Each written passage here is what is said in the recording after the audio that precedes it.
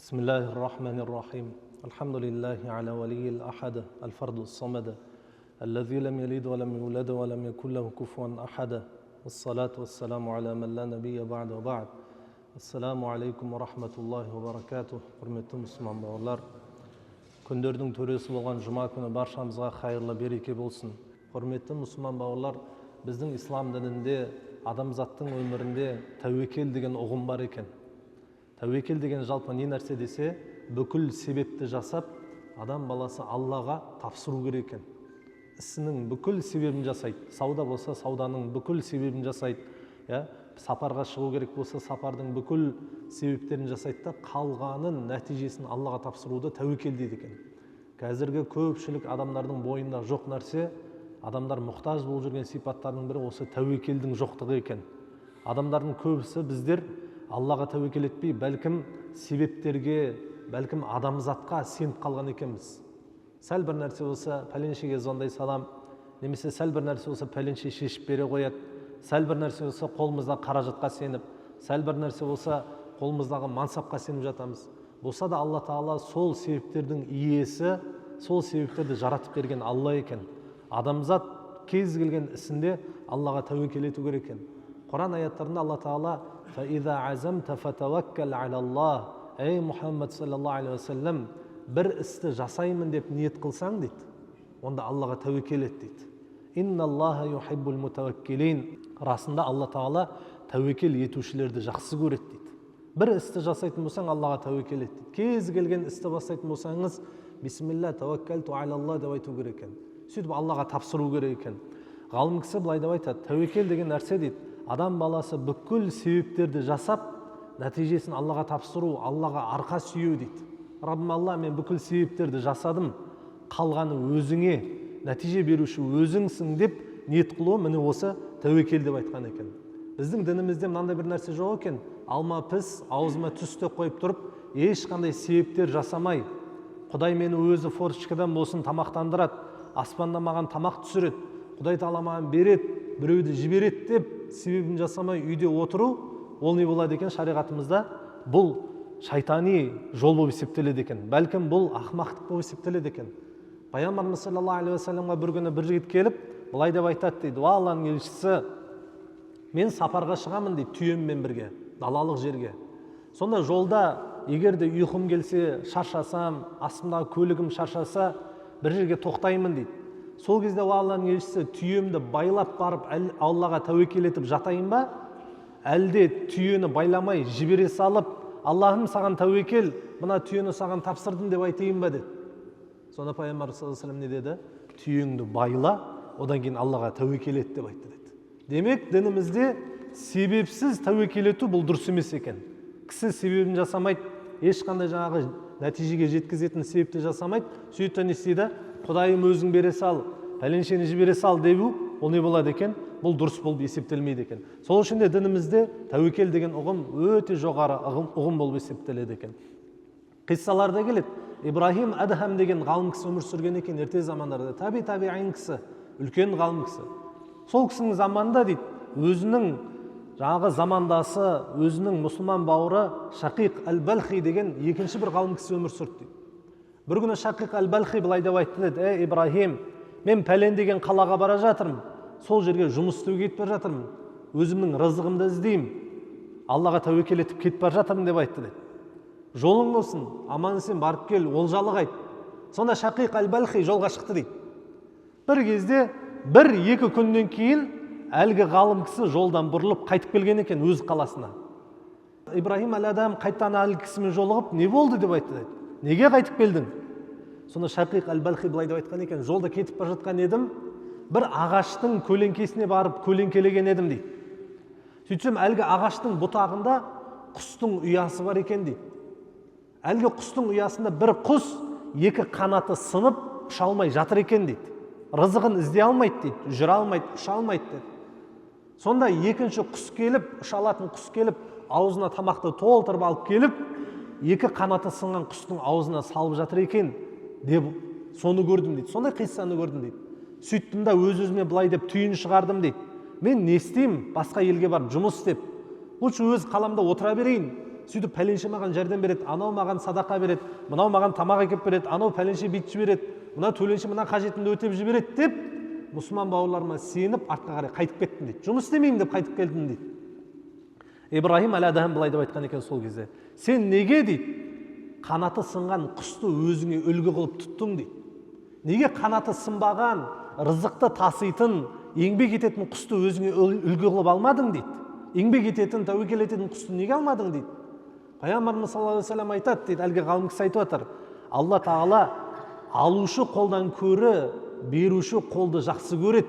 Садақа берген адамды жақсы көреді, чем алған адамға қарағанда. Неге сен екінші құсты үлгі тұтпадың деп айтты деді. Әлгі екінші ғалым Шақиқ әл-Балхи ойланып қалды дейді. Я, расында да мен неге сөйтпеген екенмін деп айтты деді. Құран аяттарында Алла тағала былай деп айтады. Кім Аллаға тәуекел етсе, кім Аллаға тәуекел етсе, Алла оған жеткілікті дейді. Оның рызығына Алла жеткілікті, оның қорқынышына Алла жеткілікті, оның үмітіне Алла тағала барлық нәрсесіне жеткілікті екен. Оның байлығына, оның кедейлігіне де Алла тағала жеткілікті екен. Сол үшін адам баласы Аллаға тәуекел ету керек екен. Енді тәуекел деген ұғым екінің бірі жасай алмайды екен тәуекел деген нәрсені. Аллаға тәуекел етіп, заманымыздың тілімен айтқан кезде мысалға бүкіл себепті жасап, рисковать ету ғой, асығыстық жасау, Аллаға қарай үміттену. Бұл нәрсені кез келген адам жасай алмайды екен. Адам баласы тәуекел ету үшін бірінші кезеңде нәпсісін тәрбиелеу керек екен. Нәпсісін сол нәрсеге үйрету керек екен. Ей нәпсім, тәуекел етіп үйрен деп нәпсісін кішкене қысу керек екен. Ерте замандарда ғалымдар күндіз тәтті жегісі келсе дейді, тәтті бір нәрсе, тәтті бір шоколад па, немесе тәтті бір нәрсе жегісі келсе дейді, әлгі тәтті затты қолына ұстап тұрады екен. Сөйтіп өз-өзіне былай деп айтады екен. Ей нәпсім, мынаны жегің келеді ме деп айтады екен, тәттіні. Өз-өзіне айтып отыр. Нәпсі бірақ іште не деп тұр? Шырылдап тұр. Я, жегің келеді деп айтады екен. Сонда әлгі ғалым өзінің нәпсісіне былай деп айтады екен. Ей нәпсім, бүгін тахаджуд намазға тұрсаң, тахаджуд намазды оқысаң, мен саған осыны беремін деп айтады екен. Сөйтіп түнде нәпсісін қиып, нәпсісін тізгіндеп тахаджудке тұрады дейді. Сөйте дегенде тахаджуд оқып болғаннан кейін таң намазына аз уақыт қалған кезде әлгі тәттіні береді екен. Сөйтіп ерте замандарда ғалымдар осылайша өздерінің нәпсісін өздеріне бағындырып қойған екен. Нәпсілерінің патшасы болған екен. Сол үшін тәуекел ету дейді, Аллаға тәуекел ету. Бұл нәпсіге ауыр екен негізінде. Бірақ адам не істеу керек екен? Нәпсісін кішкене тежеу керек екен. Нәпсісін кішкене қинау керек екен. Сол кезде адам баласы тәуекел етіп үйренеді екен. Құран аяттарында Алла тағала «Уә'алаллахи фәлиятаваккалил мутаваккилун». Ей Мұхаммад саллаллаху алейхи ва саллям, мұсылмандарға айт, момындарға айт, Аллаға тәуекел етсін дейді. Аллаға тәуекел етіп үйренсін дейді. Көрдіңіз бе? Сол үшін әрбір адам Аллаға тәуекел етіп үйрену керек екен. Қазіргі заманымызда көп жаңағы қоғамдағы проблемалардың бірі адамдар бүйтіп ойлайды екен. Егер де мен кішкене харам тірлік істемесем, жұмысыма харам тірлік араластырмасам, левый жасамасам, кейбір жерлерде алдамасам, амал жоқ, соны істемесем, онда рызығым болмай қалады. Мен өмір сүре алмай қаламын деп ойлайды екен да. Білдіңіз бе? Бірақтан да Алла тағала кісіге халалымен де не істей береді? Рызығын бере береді екен. Ерте замандарда бір қарақшы кісі өмір сүрген екен жер бетінде. Ұры да енді, ұры. Ары бері өткен керуендерді тонайтын болған екен. Сахараның даласында жатып дейді, ағашқа қылышын іліп қойып, көлеңкесінде жатады екен. Ары бері өткен керуенді тонайды екен әлгі қарақшы. Бір өзі. Енді біздің тілмен айтқан кезде бандит қой енді. Не істейді? Тым жақсы жұмыс істеп отқан адамдардың нәпақасын тартып алады екен. Сондай жұмыспен айналысқан кісі екен да. Сонда әлгі қарақшы ары бері өткен керуендер тонайды екен бір өзі. Жалпы негізі адам қарақшы болу үшін үлкен жүрек керек қой. Өйткені керуендердің арасында әскер болып қалады. Сонда дейді, әлгі қарақшы жігіт керуендерді тонап, осылай күнін көріп жүрді дейді. Бір күндері Алланың қалауымен қылышын ағашқа іліп қойып, өсіп тұрған ағашқа іліп қойып, көлеңкесінде жатса дейді. Бір кезде астыдан, төменгі жақтан бір жылан жай көтеріліп келе жатыр дейді. Әлгі қарақшы орнынан атып тұрды да қылышын шығарып қынынан әлгі жыланды өлтіргісі келді дейді. Сөйтіп өз-өзіне былай деп айтады дейді. Мынаны көрейші, не жылан екен деп сәл ойланып қалды дейді. Сөйтсе қараса, әлгі жыланның екі көзі көрмейді екен. тіліменен иісті сезіп келе жатыр дейді. Сөйтіп әлгі қарақшы өз-өзіне былай деп айтады дейді, мына жылан не істейді екен? Қарайыншы бұл. Сөйтсе әлгі жылан дейді, ағаштың төбесіне өрмелеп шығып келе жатыр дейді. Сөйтсе ағаштың төбесінде бір бұтағында құстың ұясы бар екен. Құстың ұясында жұмыртқадан енді шыққан 3-4 балапан бар екен. Сонда әлгі қарақшы өз-өзіне былай деп айтты дейді, әттеген-ай, мына жылан қазір жоғарыға көтеріліп, ана құстың балапаны жейтін болды ғой деп ойладым дейді.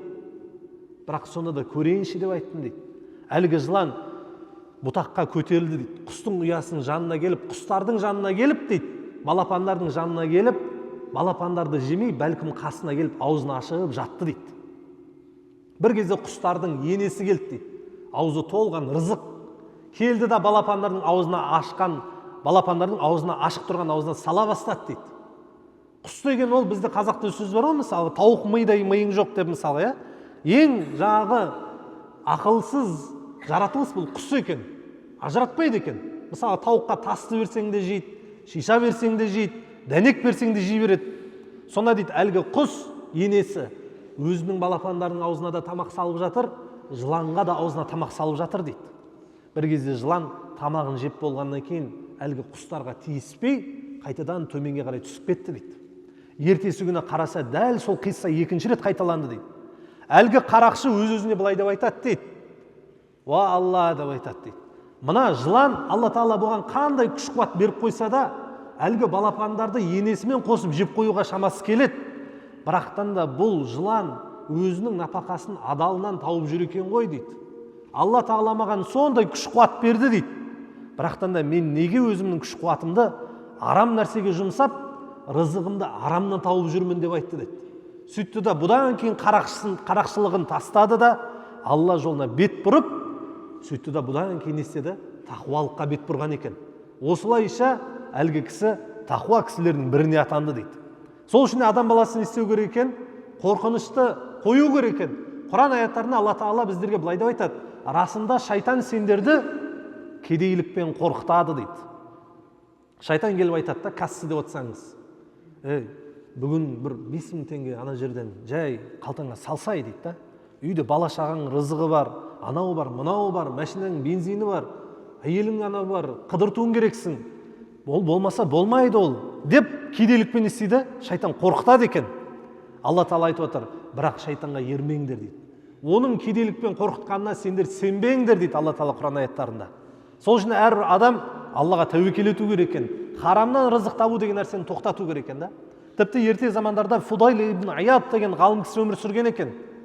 Ол кісі де кезінде ғалым болмастан алдын ұрлықпен айналысқан кісі болған екен. Самарқанд елінде туылып өскен ғалым кісі. Адамдарды түнгі уақытта дейді, түнде адамдардың баршасы ұйқыға кеткен уақытта 2-3-терде адамдардың үйіне аттап кіріп, төбеден өрмелеп кіріп, адамдардың үйін тонайтын кісі болған екен. Сонда әлгі кісі дейді, бір күндері осы әдеті бойынша ұрлық жасап, үйлерді тонап жүрсе дейді, түнгі уақытта бір кісінің үйіне ана қабырғасынан төбесіне аттап енді кіріп жатса, үйдің иесі түнгі тахаджуд оқып тұрып, Құрандағы мына бір аятты намазда оқып жатыр екен.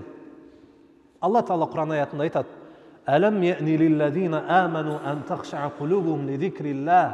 Ей адамдар, Құдайдан қорқып, Аллаға тәубе ететін уақыттарың келген жоқ па деп айтты дейді. Осындай аят бар екен Құранда. Ей адамдар, Құдайдан қорқатын, тәубе ететін уақыттарың келген жоқ па? Жүректерің елжіреп, Алланы зікір ететін уақыт келген жоқ па деп айтты дейді. Әлгісі ұрлыққа келіп тұр, бірақ Алла Тағала не істеп тұр? Ойламаған жерден оған керекті болған аятты кісінің аузында оқытып тұр.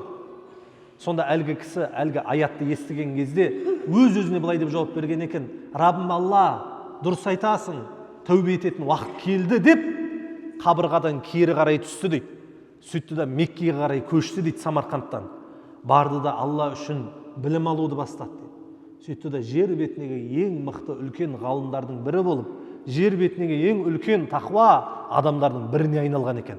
Көрдіңіз бе? Сол үшін адам баласын істеу керек екен, өз-өзінің нәпсін кішкене тежеу керек екен, нәпсі қалау деген нәрсені кішкене тоқтату керек екен. Құран аяттарында Пайғамбарымыз саллаллаху алейхи ва саллям хадистерінде біздерге мынандай бір дұғаны үйретеді: Я муқаллибал қулуб, ей жүректерді ауыстырып тұрушы, жүректегі қалауларды өзгертіп тұрушы Раббым Алла. Саббит қалби аля диник, менің жүрегімді өзіңнің дініңе бекем етші деп айтады екен. Әрбір адам осы дұғаны үнемі айту керек екенбіз. Раббым Алла, жүрегімді өзіңнің зікіріңе, өзіңнің дініңе бекем етші деп айту керек екен. Қандай да бір кісі, ғалымдарымыз кітаптарда жазады, қандай да бір кісі бір күнәні тоқтата алмай жатса дейді, ona мына бір дұғаны айта берсін дейді. Ол қандай? Ла хаула ва ла қуата илля билла. Алладан басқа күш қуат иесі жоқ деген дұғаны айта берсін дейді. Сол кезде Алла Тағала ол кісіге күнәсін жеңуді көмектеседі дейді Алла Тағала. Көрдіңіз бе? Сол үшін де құрметті мұсылман бауырлар, адам баласы Аллаға тәуекел ету үшін нәпсі қалауын кішкене тежеу керек екен, өзінің қалауын тоқтату керек екен. Тәуекелдің екінші бір пайдасы дейді, ғалым кісі былай деп айтады. Адам баласы тәуекел ететін болса дейді, онда ол Алланың дініне қызмет еткен болып есептеледі дейді. Құран аятында Алла Тағала Худ сүресінде біздерге Салих пайғамбардың қиссасын келтіреді. Салих пайғамбар өзінің қауымына келіп былай деп айтқан екен: "Ин уриду иллал ислаха мастатa'ат." Ей қауымым, мен шамам келгенше сендердің араларында туралықты жая берем, әділдікті жаям, тура жолды сендерге көрсете берем. "Ва тауфиқи илля билла." Бірақтан маған жәрдем беруші, менің жолымды ашып беруші ол Алла деп айтады екен. "Алейхи таваккалту ва илейхи униб." Расында мен Аллаға тәуекел еттім, бүкіл істерімді Аллаға тапсырдым деп айтқан екен. Алла Тағала Құран аяттарында біздерге бүкіл істеріңді Аллаға тапсыр дейді. Бүкіл істеріңді Аллаға тапсыр дейді. Енді ғалымдарымыз кез келген адамның бойында, тіпті саудагер болсын, мысалы мына жерде неше түрлі саудагер жігіттер өтқандар болуы мүмкін, неше түрлі адамдар болуы мүмкін. Мысалға, иә, адам берекеге қол жеткізгісі келсе, 4 сипат керек екен, құрметті мұсылман бауырлар. Бұл өте маңызды нәрсе. Сауда жасап жүрсеңіз 4 сипат керек. Біріншісі дейді, ғалым кісі айтады, Аллаға тәуекел етуді үйрену керек дейді. Мысалға, сіз базардан немесе бір бутиктен сауда жасағыңыз келді. Ең бірінші сипат не істеу керек екен? Тәуекел ету керек дейді. Тәуекел деген не? Бүкіл себепті жасау керек екен. Бутигіңді аласың, орныңды ашасың, витриналарыңа товарыңды толтырасың, енді не істейсің? Себебін жасадыңыз. Бұл біріншісі тәуекел дейді екен, бірінші сипат. Екіншісі сипат, адам баласы баю үшін керек нәрсе, береке үшін, бұл Аллаға тапсыру керек дейді. Тәуекел еттің ба, енді Аллаға тапсыр дейді. Бутикті аштыңыз ба, енді клиентті не істейсіз? Аллаға тапсырасыз. Алла жіберген адам келеді, Алла жібермеген адам келмейді. Үшіншісі дейді, ғалым кісі айтады, саудада керек нәрсе, бұл әділдік керек дейді, шынайылық керек дейді. Келген адамға егер де товарыңның айыбы болса айту керек екен. Мына жерінде мынандай нәрсесі бар, содан кейін бұл арзан болып тұр. Машина сатып отсаң да мысалға, иә, бұл машинаның мынандай айыбы бар, содан кейін осындай баға болып тұр деп айту керек екен. Төртінші сипат дейді, ғалым кісі айтады, саудада керек нәрсе Аллаға тапсырғаннан кейін, клиентпен әділ болғаннан кейін, төртіншісі бұл разы болу керек дейді. Алланың бергеніне де разы болу керек дейді, бермегеніне де разы болу керек дейді. Өткенде бір үйге қос товар ала қойын деп бір торговый центрге кірдім. Жаңа сабын, порошок сататын жерге. Сөйтіп мен іздеген нәрсе, бір бутикке кірсем, адам жоқ та ішінде. Адам жоқ.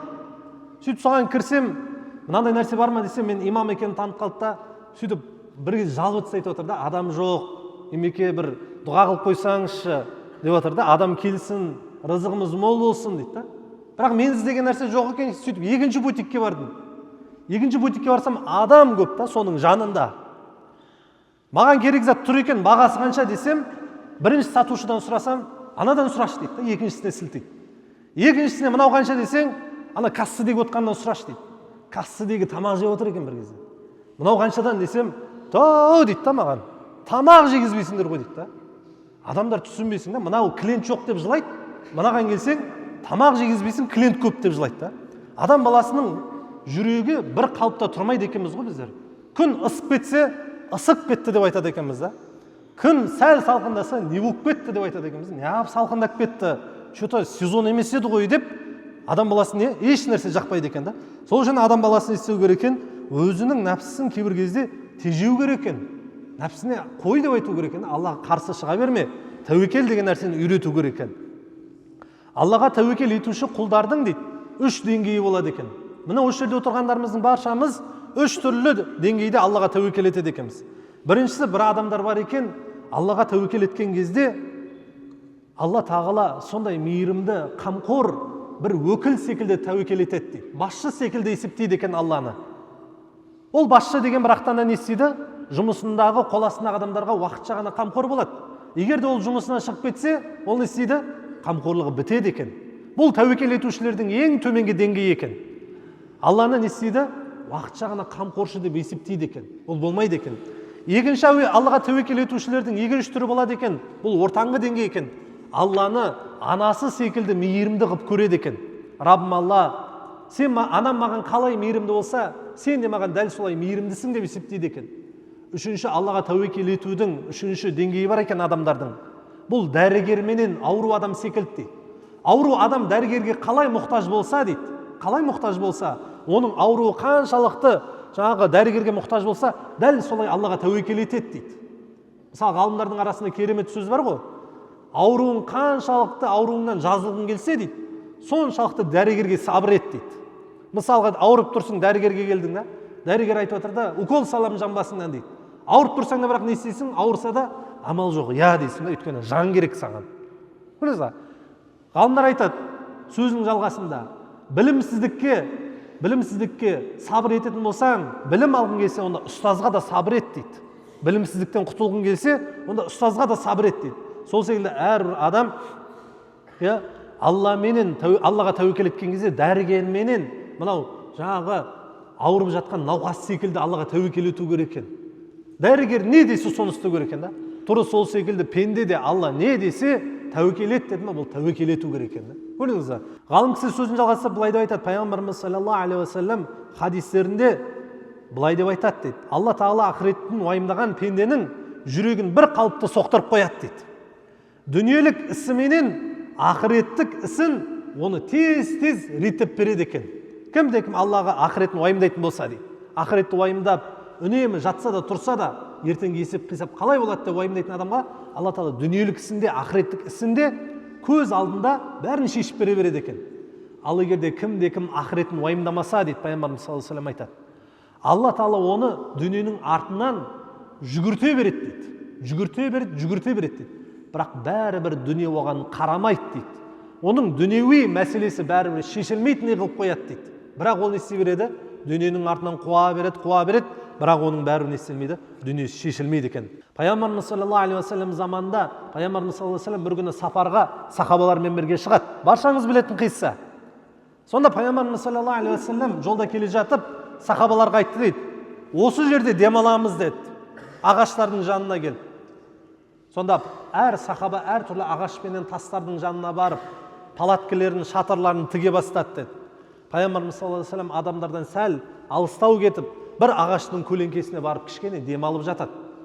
Сонда дейді, ойламаған жерден бір мүшрик кісі келіп, Пайғамбар саллаллаху алейхи ва саллям дұшманы келіп, қынын қылышынан шығарып алып Пайғамбар саллаллаху алейхи ва саллямның мынау алқымына, мойнына тақатты, былай деп айтты дейді. Ей Мұхаммад саллаллаху алейхи ва саллям, сені менен дәл қазір кім құтқарып алады деп айтты деді.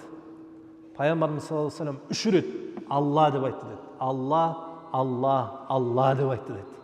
Пайғамбарымыз саллаллаху алейхи ва саллям қалай әр айтқан сайын Алла деп айтқан сайын дейді, әлгі жігіттің денесі дірілдеп, аяқтары дірілдеп, қолындағы қылышы қолына түсіп қалды дейді. Қорыққаннан Алла тағала жүрегіне үрей салып қойды.